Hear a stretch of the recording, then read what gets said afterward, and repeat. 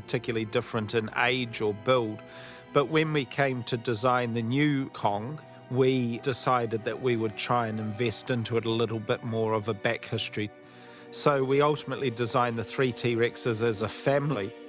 The matriarch is still the biggest, but she's getting a lot saggier. Her tail droops more. She's really been through the war. She's got a lot of scarring and stuff. Then the bull, you know, he's quite staunch, and he's got a much stronger jaw. His teeth are a little bit more healthier. He really is in his prime there. He's pretty ripped, and he looks like he's ready for a fight all the time. And then we've got the juvenile.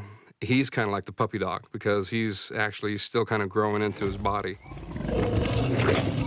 It gave the animators something to work with so that there's extra character that's being brought to bear by having these ideas as the basis for the work that they're doing.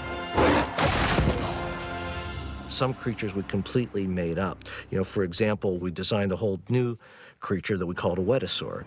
And he started off as a bipedal type creature, but we suddenly found that we're stepping on toes of either the V-Rex or the Raptor. So Pete's decision was to get him down on all fours and come up with something with a totally different look and profile.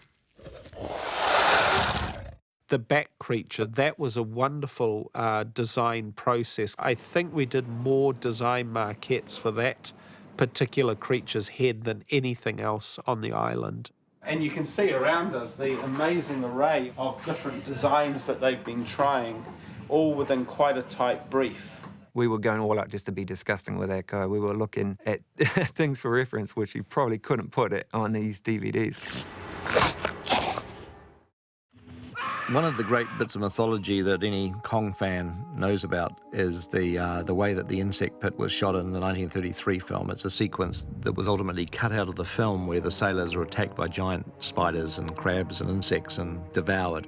And, you know, there were various stories that it slowed down the action too much on the film, or other stories that it was too horrific and they decided to cut it. Of course, if you're going to redo the movie, you want to take the opportunity to get everything in that you couldn't do the first time around. So we definitely wanted to get the insect pit sequence in there and have it, you know, be a major point of what happens in the film. In Peter Jackson's version of King Kong, he had sort of put in a catch that meant he had to do this sequence, which is there's a plot point that Carl Denham's camera gets destroyed at the bottom. It's the moment in time where the thought of capturing Kong alive, you know, enters his mind. It's really the only hope he's got of salvaging anything from this experience.